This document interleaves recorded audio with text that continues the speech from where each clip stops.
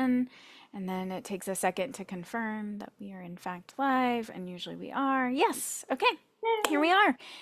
Happy Dulcimoon Talk. We're on number 38. I'm Erin Mae, and today I'm delighted to be joined by Patti Amelotte, who comes to us from California and has a long history on the West Coast. And as a musician, I didn't realize how much piano had played a role in your whole life until I was looking at your website, Patty, and because I've known you through like all the online music things and they're all hammered dulcimer centric. So I was like, Patty's the queen of the hammered dulcimer. And then I went looking and realized also of piano. So I'm excited to get to hear more of your story. We haven't really got to like hang out in person and share stories before. So this is our moment. We get to hear your Yay. story. I'm very excited.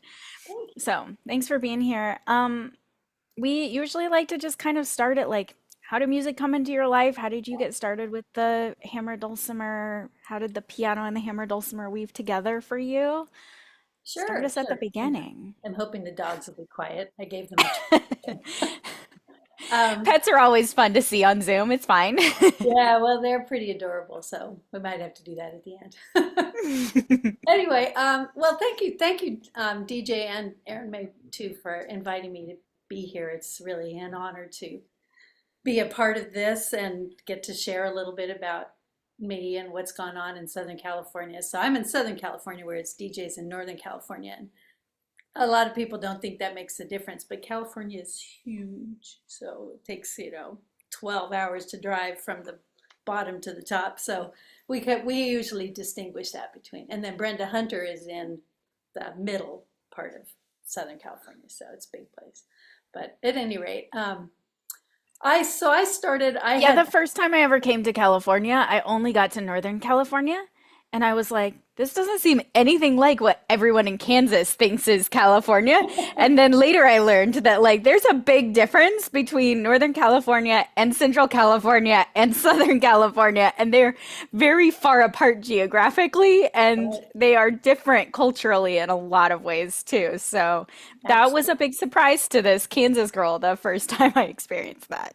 I know it's hard to explain to people how different it is, with the whole redwoods up in the northern part of the state, and then Yeah. the further Yeah. south you go, the more deserty you get. And speaking of desert, that's what I was going to say is that I've always felt in the people that play folk music here in Southern California, we feel a little bit like we're in the desert of folk music Hmm. because, you see all the stuff that happens Midwest and East, Midwest and East, and there's just, festivals nonstop, and it seems there's hundreds and hundreds and hundreds of people, and I was laughing because I was thinking about the big festival I used to teach at that is no, unfortunately no more in Southern California.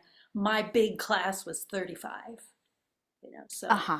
and then That sounds like a big class to me as a Kansas person too. okay, well I mean it was big. I mean nowadays we Uh-huh. probably 10 to 12 maybe, but Mm-hmm.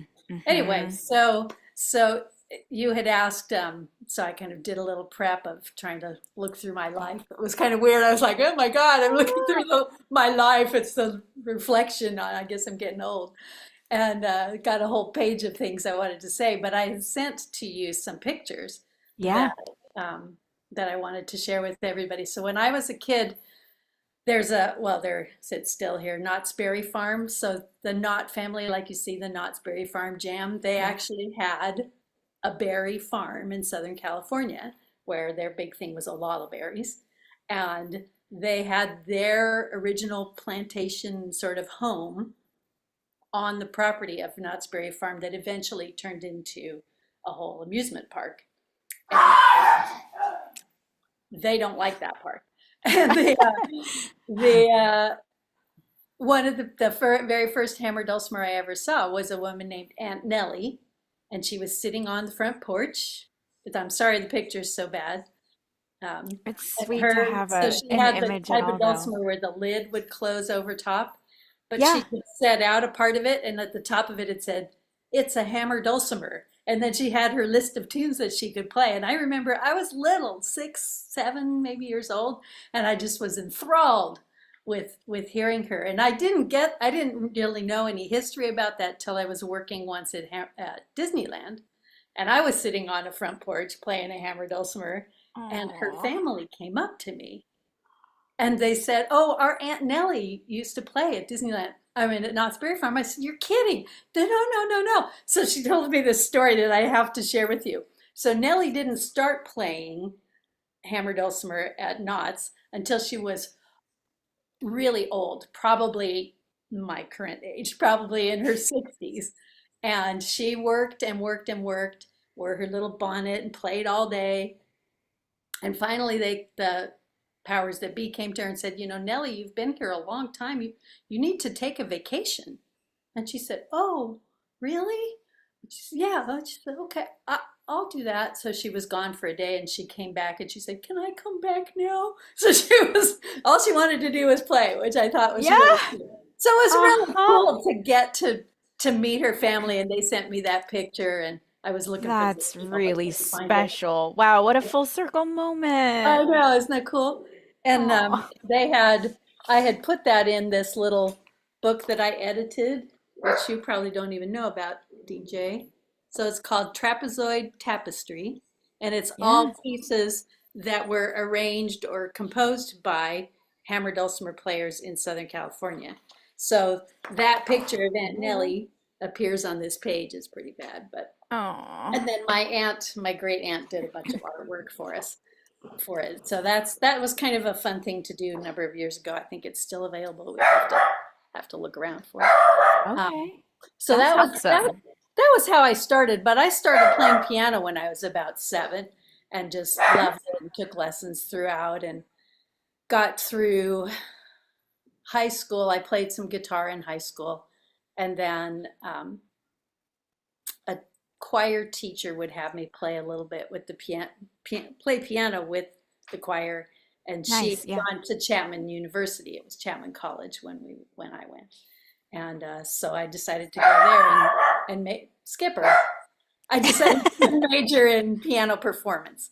So I have Uh-huh. my degree, my bachelor's degree in that, and during that time, I had gone on tour with the choir to San Francisco area, and I got to see Michael Masley play.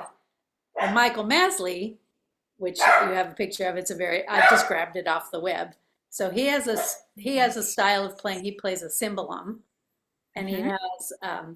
he tapes onto his fingers little extensions, little bows, and he bows the notes. So he's going Okay. like he's moving his fingers like this while he plays, and it's very ethereal. It's not a traditional sort of style at all, but he hooks it. It's electrified. DJ said he's well known there, um, and so it's an electrified sort of thing and has Hmm. delay on it and stuff, but it's really really neat playing. And that was the sort of moment I saw on one of your Dulcimoons where, and I think this happens a lot to people with hammer dulcimer. They go, "What's that sound?"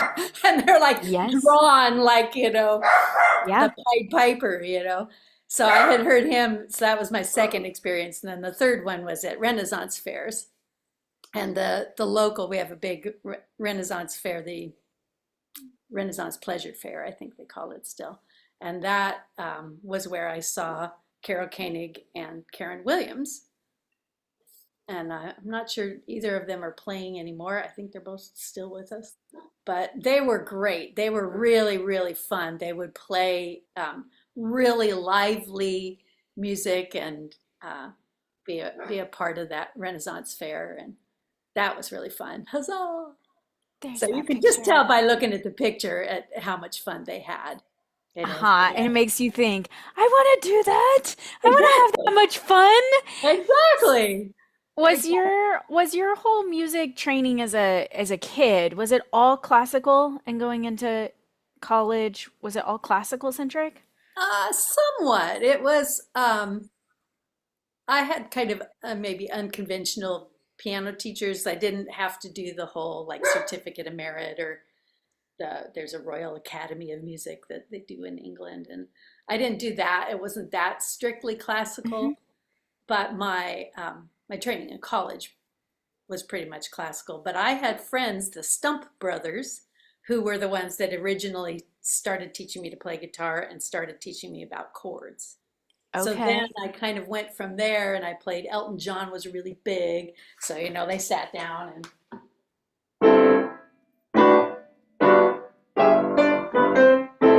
so I got to play Benny and the Jets, and they just figured them out by Yes. ear and started to teach me how to learn things by ear, which I Yeah. already had a pretty good ear, but that was really an expansion of what I was learning. But Yeah. then I went Yeah. to college, and it was Chopin, Beethoven, Mozart, Bach, all those Hmm. all those Hmm. dudes. I didn't play much written by music by women, interestingly. A friend of mine did. He started doing some research into Clara Schumann, and so there I are did a there report are on Clara some. Schumann in college. I was definitely, I only went into the classical program. I was only in the classical program for 3 semesters because I just couldn't hack it.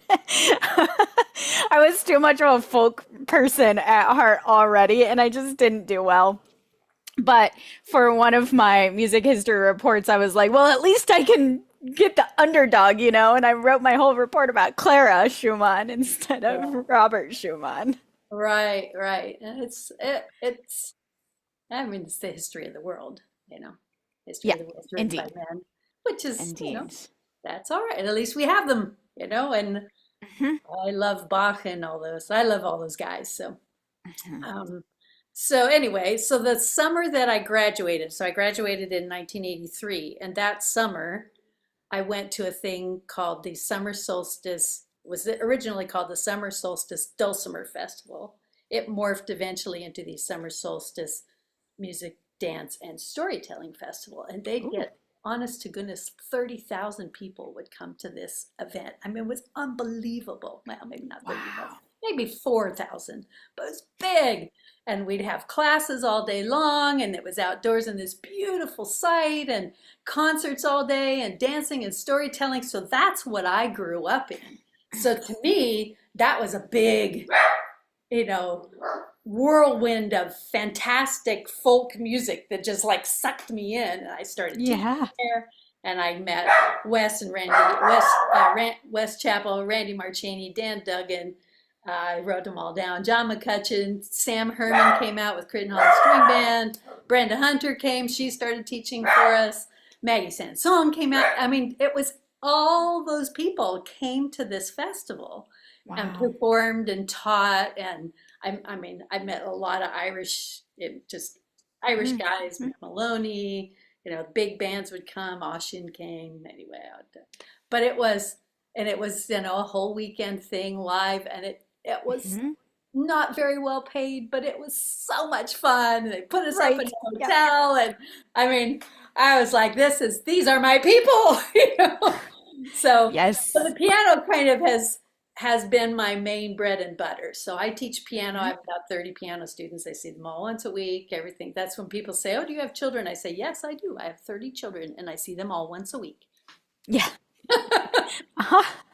Um, so anyway, so that was a big deal. And so that was like from the 1980s, and it finished in about 2005, I think. Wow. um, Started by a couple, Clark and Elaine Weissman, and they started. If you've ever heard of Folk Alliance, they were also involved in Yeah. starting that whole thing too. Nice. And so got to work with them as well. Around the late '90s, uh, well, Cynthia and Ruth maybe talked about this a little bit, that they kind of split off from CTMS, California Traditional Music Society, and started SCDH, Southern California Dulcimer Heritage. And that Mhm. is still a going thing. And we Yeah. do, classes and festivals. And Barbara it's mostly Gershwin, led by women still, isn't it? yes. That organization? Uh-huh. Yes, yes. Yeah. And it's like everything is, there's a small handful of people that are involved and Hmm. try to keep the thing going, and Yeah. people get tired, and it's hard to recruit people in. And I know that's why it's so nice to see you, Erin Mae, because I used to be the youngest one in the whole group. So it's nice to have I people know. And there's emotional. the feeling of like, oh, it's so nice to be like the one that's kind of doted upon for a little while. And then you're like, wait, I'm getting older. I think we need to find the next young ones. Right. And it's very difficult. I've had long conversations with Nick Blanton and Ray and Sue Moores, and which are the Dusty Strings folks, and Yeah. just the whole challenge of bringing in younger people to play. And Yeah. I'll bring the Dulcimer out and show my piano students. And And build. I mean, in some ways, I think younger people are playing, but not learning the luthier side. I've had some conversations with some of the luthiers who are like, we're overloaded and could really use more help and having a hard time finding younger people who are interested in the building side too. yeah, So, yeah, it's on every part of the stream, I think. right, right. It's difficult. And I mean, I know my parents said you should probably not try to make a living as a musician. It's probably the single hardest way to try to make a living. And they were supportive and discouraged me from trying to do it professionally because it's not a very normal life. And it works great for me. I love my not very normal life, but I do think there is sort of a sense of like it's not quite as easy as getting a job where you have a regular salary and a paycheck and health insurance and all the Yeah. kind of support systems around you. It's a different way of living, but I'm pretty happy to have found it. Sounds like you're pretty happy to Oh be yeah, living that kind of non-traditional life. absolutely. And and I know this is true for you and everybody in this whole folk world, that all of your best friends and all of your support system and all of the people that are Yeah. there when you need them, they come. Mhm. Especially the Dulcimer world, I think, really It's kind of gathers remarkable. around. And and I don't know if you know, my little dog was attacked in December. It was mauled. It was Oh, horrible.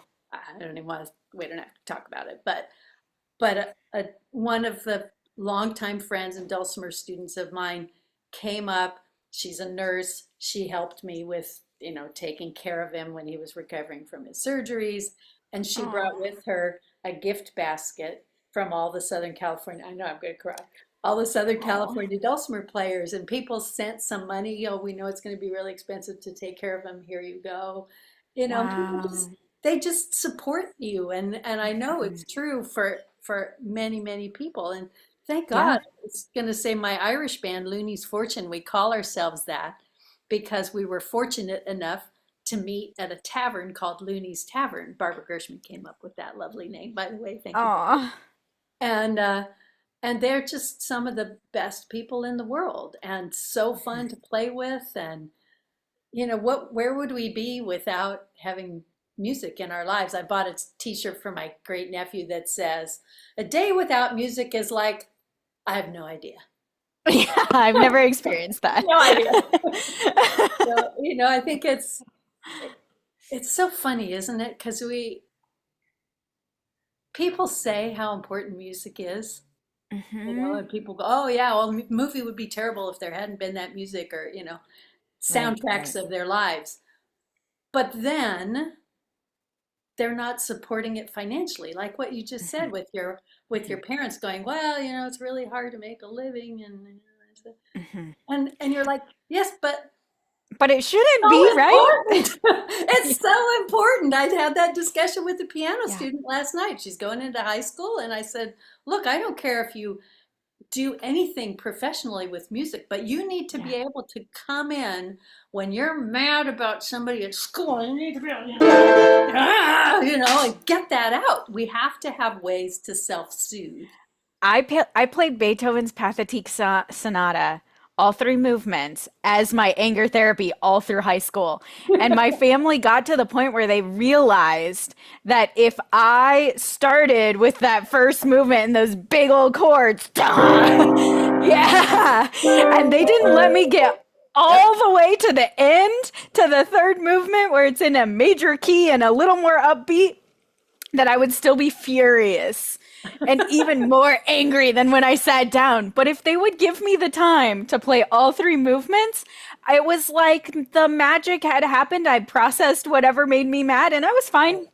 Good to Right. go.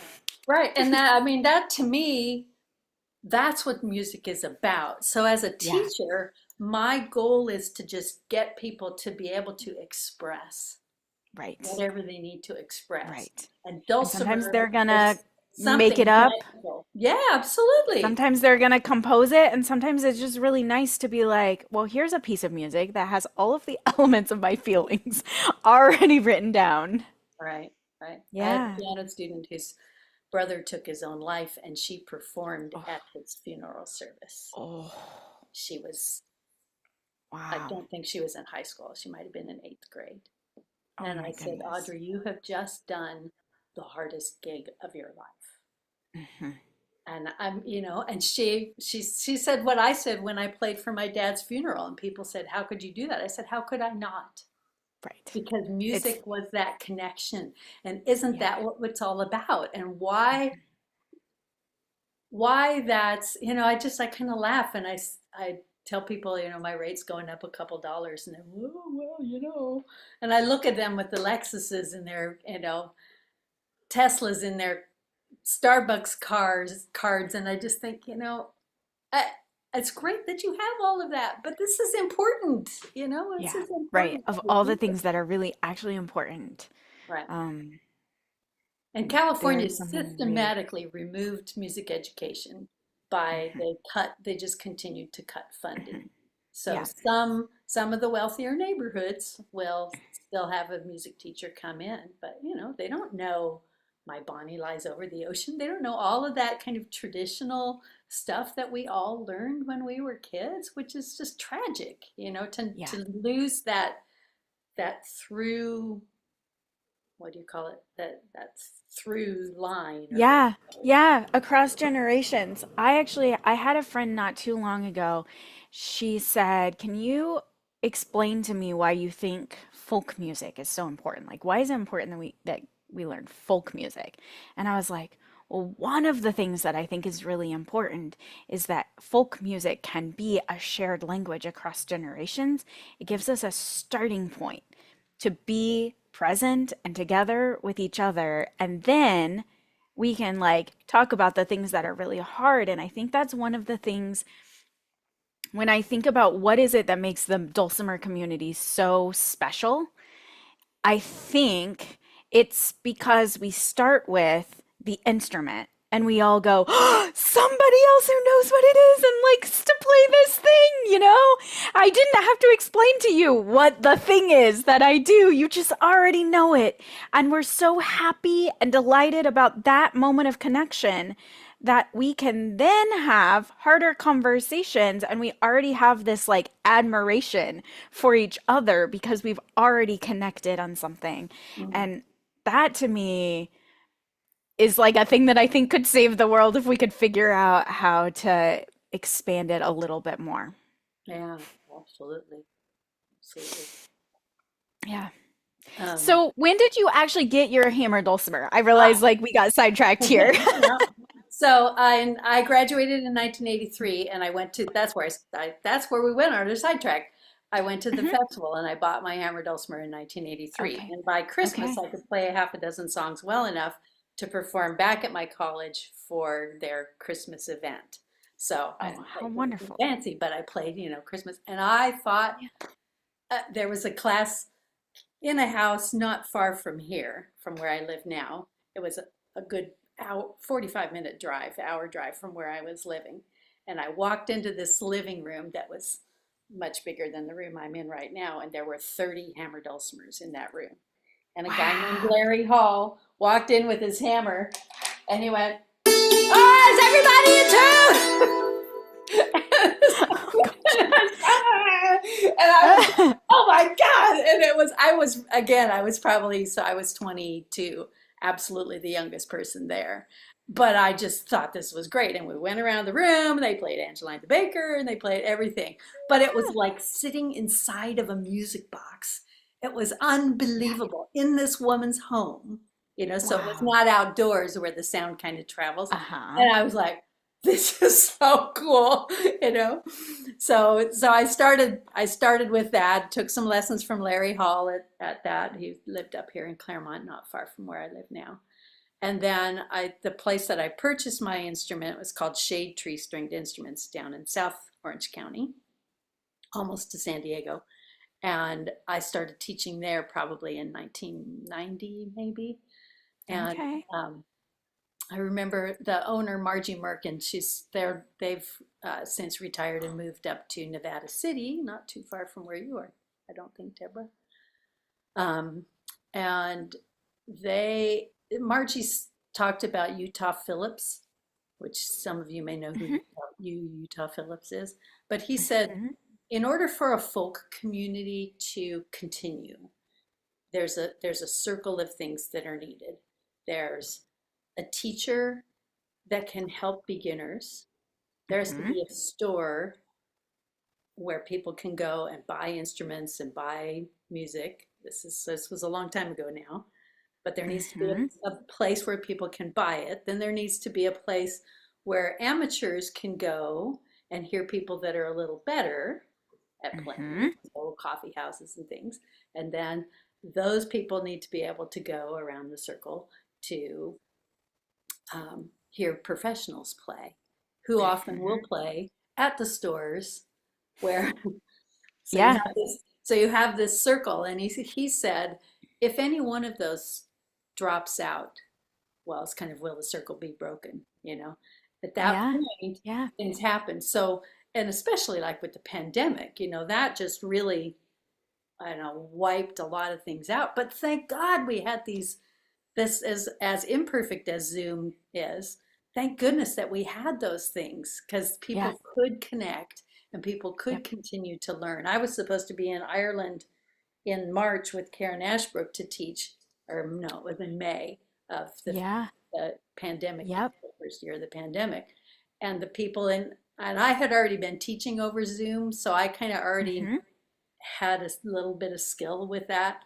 Yeah. And so we did some classes with that. And then I've taught with corn tunes Yeah. and through SCDH and through Steve Uhlberg's Dulcimer Hmm. Crossing. So, Hmm. I've been able to continue that. And my Irish band is, they're just, as I said, amazing people, Georgiana Hennessy and Matt Tong, and they're both kind of techie.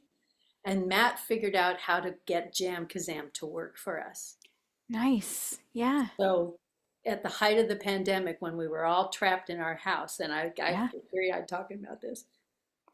So you had to wear headphones. Hmm. And I was like sitting inside of Matt's guitar because it was right here.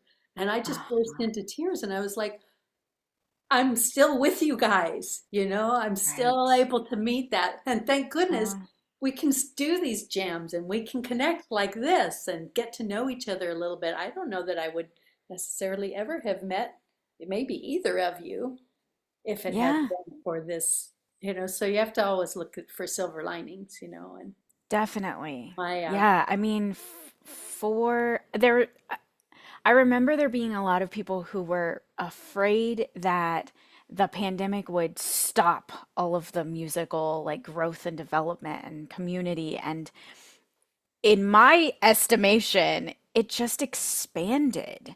It just expanded to include people who couldn't go travel to events. It expanded to include our friends in the UK who knew that there were dulcimer players in the US and we knew there were dulcimer players there, but we didn't know each other. And now when we're starting to know each other, it seems like it seems magical to me. And it does feel like the community is expanding and just opening even more doors and possibilities. And as things come back to also existing in person, there are people going to festivals who never knew the festivals existed because they found out about it all through the online communities. And there's people from the festivals meeting people that they only met online and now they're connecting. It's just special. So right. special. I remember meeting with somebody and going, wow, you have legs. Because we only see people from the waist up. Right. Wow, you're It's really funny. Everybody tall. who meets me is like, wow, you're really short. I'm like, I know you can't tell that when my head is at the top of the box. So I look tall. Yeah. How Hmm. tall are you? 5'1". Oh, wow, I got to beat by an inch. Yeah. Hmm. Well, nice things come in small packages. That's what my daddy Yeah. always said. Hmm. Anyway, so Dulcimer's just been great. It's been Yeah. great for me, and Yeah. it's been very, very cool to be able to take the hammer dulcimer into a more classical setting. So I got to Yeah. perform with there's a college, a little, probably people have heard of this college called USC. So that little music school, Hmm. Thornton School Hmm. of Music is what it's called, has hired me a number of times to play pieces by Malcolm Dalglish, to play pieces by Sean Kirchner. And I will tell you, of all of the performing I've ever done, and I've done a lot of performing, it was really intimidating to be there with all the doctoral candidates and sitting on the stage. I had to walk out, all through the first half. I'm like playing through the piece in my head. It's all memorized. And then I had to sit there while they played the first piece in the second half before I had to play. And the whole time I'm like looking down at the sheet music on the floor. And then, so it was high pressure. And it was like, and I've been studying Tai Chi and Qigong through the pandemic. And it was a Yeah. whole series of calm, stay calm, because you can't be shaking when you play hammer dulcimer. But I Uh-huh. just love that. It's a little like walking on a tightrope, but I love bringing the dulcimer to people who would never have heard it. And I Yeah. didn't see a dulcimer in college. I never saw it even in the world music class that I had to take, I didn't see Wow. that. And of Uh-huh. course, I only And know. the hammer dulcimer really is all over the world, so it should have been in there. Yes, it should have, but it wasn't, not Oh. in the class I took. And then, I only knew about fretted dulcimers from not Joni, from Joni Mitchell. Yeah. So Yeah. you know, but I've always really appreciated the sound of that. Um, so what else can I tell Yeah, you? when dulcimers pop up for a second into like pop music or into a classical thing or something, it's just like, oh, there it is. And then they sort of disappear back under the surface again, and people go, what was that thing? Yeah, But kind of it's cool. kind of it's kind of fun when they pop up for a minute and people are like, ooh, what was that? I remember when Ted Yoder's Hammer Dulcimer video of Tears for Fears went viral. Yeah. I had to go get my tires rotated and changed. And the guys, making small talk, what do you do? And I'm like, well, I'm a dulcimer teacher. And he was like, oh, like that guy on you. And I went, Cool. this is probably the first and only time I'll ever go to the tire shop and somebody's gonna be like, I know what a dulcimer is. So, I know. I went to a baby shower once. I'd played a gig, went to a shower, and then had another gig. And they said, "Well, come by and get some food." So I went by and got some food, and I'm standing there, and this, 20 something. Okay, I'm going to be really politically incorrect. 20 something blonde, long fingernails sort of woman looks at me and she says, "Oh, well, what do you do? What do you do?" And I said, "Well, I just finished performing at whatever and playing hammer dulcimer." And she went, "You did what?" And I said, "Well, I play hammer dulcimer. It's an instrument." "Oh," I said, "Well, it's ancient." "Oh," I said, "It's trapezoid shaped." And she walked away. I'm like, She's like, I'm that's too not. much. I don't have any idea what you're talking about. It's from the 10th century. So that was pretty funny. Hmm. Hmm. Yeah.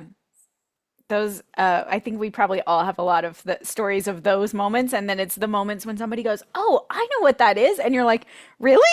I How do know. you know what that is?" I know I get to play at Christmas. There's a very large shopping mall here in and not far from where I live.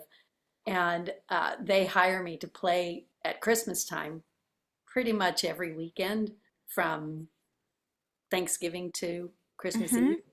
Mm-hmm. And it's really fascinating to see people walk by and they kind of, give you that, what's that?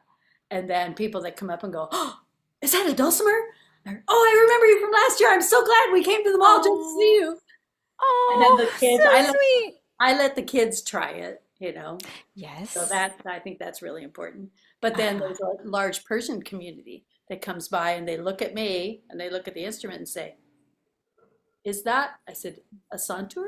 And they're like, oh, "You know what santur is?" So it's kind of cool in Oh, reverse, but yeah. um, Uh-huh. That's magical. yeah. So what are you doing now? What are your projects that you have going on? Well, so Brenda Hunter and I are working on a class for SCDH, probably in Hmm. September, that we'll do live and Zoom, hopefully. Yeah, Um, nice. so we're still working exactly on what it's going to be. And So that duo is called Flutterby? that's right. Is that Yeah, right? because we met years ago, but she lives about 2.5 hours north of me, and went to her one of her kids and grandkids live about 45 minutes south of me. So she would go by, Okay. she would flutter by on her way down there, and I said, "Well, why don't you stop and we'll play some tunes?" And we've just had a blast, just I working love hearing you on two stuff play together. together. So thank you. It's really fun. She has piano training as well, so Hmm. we totally speak the same language. So it's Uh-huh. really a blast. And then my Irish band still plays. Looney's Fortune is the name of Hmm. that band, and some solo things. And I don't know. I'm trying to think. I don't have a lot going right now. Quarantunes, of course, is coming Yeah, up, so right. I have Yeah, registration for I have Quarantine six opens on classes. Sunday, right? That's a lot of classes. I have six. So I have, yeah, the 28th. Is that Sunday? I think Um, so. Yeah. I have one beginning class, two level two, a level three, a level four, and an non-specific class. So we're covering the bases this time. Fantastic. Yeah, it's really fun, and I love doing arrangements of things. So like I arranged Daisy Bell, Daisy, Daisy, give me your answer, do. Hmm. I arranged that for Dulcimer, and we did Margaritaville, which was really fun right after Jimmy Buffett passed away. We played that. And I just think that's really fun. I did when Lord of the Rings was, by the way, that was the best gig of my life. I got to play the Lord of the Rings suite with the San Diego Symphony. So I'm sitting on stage with a whole orchestra, Oh, 5,000 people in the summer concert series thing. It was and I'm like, and they're paying me to do this? Man, it was really uh-huh. fantastic. But I arranged Lord of the Rings pieces for my piano students to play, and I just think that is such a kick. And it's really Yeah. fun to take things like that and put them on Dulcimer, and people go, like Ted Yoder did with, everybody rules the world. Right. That first instinct is I didn't know you could do that Right. on a dulcimer. And Or then, I think I know what that is. I think I know what that song is. I guess sometimes it takes them a while to go, oh, it's that song, hmm, and hmm, that's, yeah, and I didn't know it could do yeah, it. Dulcimers, at least hammer dulcimers, can do anything. They can play any kind of music, and yeah. that's just really, There's really some cool. entry point on every instrument, I think, to do anything you want to do. Yeah, yeah, and Yeah, thank goodness we have them, you know, I agree. and Yeah. but that I'm glad now that there are so many more women coming up to the surface, because they're Mhm. like all those people that I mentioned at the beginning. It was me and Brenda Hunter. There was a local woman, Bev Erickson, who used to play, but that was it. So now at least we got Karen Ashbrook, Jody Marshall, um, Karen Alley, Kate Hmm. Moritz. I Yeah. mean, there's a lot of us, thank goodness, Yeah. that, Yeah. that, Yeah. that It seems like the size of the hammer dulcimer is one of the challenges, that like carrying it around is just harder for women to do. But so that may be a thing that makes it tricky. But I didn't realize until we started doing these talks and we started asking people who are the women who influenced you, that I didn't have any women in my real. There were a couple here and there kind of on the fringes, but it was almost exclusively men who were playing the instruments and we were going to listen to, and so yeah, I agree with you. It's Well, it's really lovely. probably, it's probably because now that I think about it, the men probably were staying at home with the kids and were able to just practice their instrument, and they had a woman who was paying to support them so they could follow their dream. Wait a minute.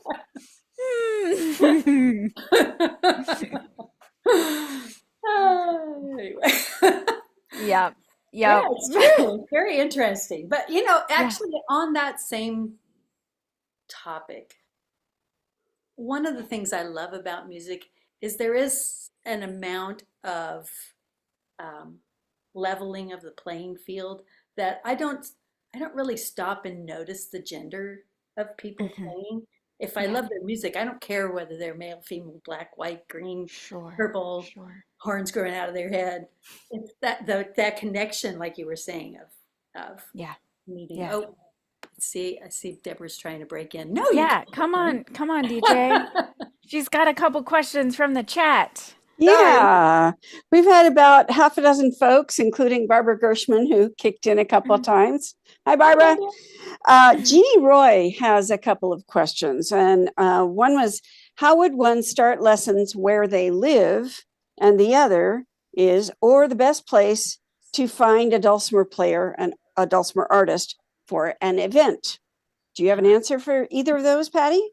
Well, I mean, Zoom is a wonderful thing.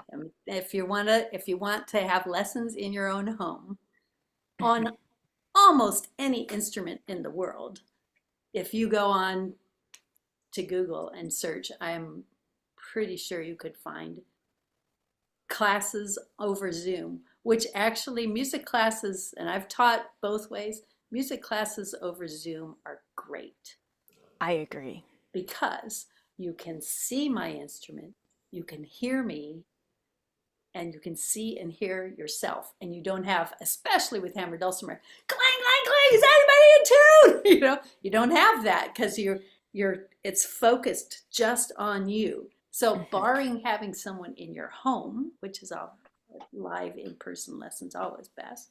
If you don't have that, that's a great way to start. And since Jeannie lives in my neighborhood, she knows how she could find a teacher. So she could certainly come here. But you do have to I find you have to kind of ferret out folk music. It's not Yes. just you go down to the local music store and say, hey, I want hammer dulcimer lessons. You have to Right. you have to dig. And it's always been that way since I started in 1983. That you have to do a little bit of effort to hunt around. Um, I would also suggest the Dulcimer Players News website because they have a pretty extensive listing of clubs and festivals, and you go look on the festival websites and you can get a list of people who are teaching, and that's a great place to kind of start the digging process. yeah, really good. Really good. Yeah. And you can go online now. When I started, you had to get the magazine. You Hmm. had to come to your own. Uh-huh. Yep. Anything else? Wow. A DJ? Oh, Nope. guess not. I guess All not. right. We said we're good. That's amazing. Well, thank you so much for all of your time and insight, Patty. Is there anything we missed? Do you want to tell us your website? How do folks get in touch with you? Well, my website, I'll apologize for my website, but I've always thought websites are about you need to be able to find the person's name, address, and phone number. And those are all on my website. But you can see a little bit about me. It hasn't been updated for a long time, but it's pattyamelotte.com. Yeah. And then Flutterby Music has their own, which also I'm in charge of taking care of that, which Mhm. hmm, well, we won't say anything. The And Looney's to-do lists are never ending. I know. And if I had loads and loads of money, I could hire somebody to do my websites, but it's too busy working and performing. And then Looney's Fortune has their own as well. Great. So Okay. you can look all of Fantastic. those up. And Yeah, I and do have content. SCDH has a website too. That's another one that you've mentioned several times, Right, is the Southern SCDH. California. Mhm. And I do have a Facebook page for I do concerts and classes in my great room. And my house was built in 1906, which Aw, is unusual to have something so old here in Southern California. But I yeah. have a great room that's gigantic. It's 20 by 30 with 18-foot ceiling and big stone fireplace. So that's the Facebook page is the Kingsley Sessions. So I've Okay. done concerts and classes in there. We're talking a little bit with Karen Ashbrook, who may come out on the way to the World Cymbalom Congress, which Hmm. she's probably mentioned. So we would Great. have her come out, but it's a great community, and I'm so grateful to be included in this. And now I feel a little more like part of the whole U.S. community because Yeah, right. people know and Yeah, we're have connecting the met me. coasts to each other a Yeah, little bit better than we have in the past. and Yeah, stopping on the way in Kansas. that's right. Every once in a while, there's like a Dulcimer thing in Kansas.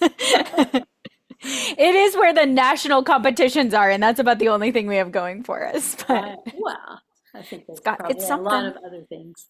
But anyway, I apologize for the little bit of noise from the dogs, but Oh, no I have a worries. puppy now, and he gets No. a little excited with the older dog. So they're in tug of war right now. So Great. anyway, and Well, thank you, thank DJ you too. so much. You're very Yeah. welcome. Well, Thank you. and thanks y'all for listening. We're coming in next month with Susan Trump will be our next talk. Go head to the East Coast for her visit, and thanks so much for being a part of this wonderful magical community. Oh yeah, thank you. Bye everybody.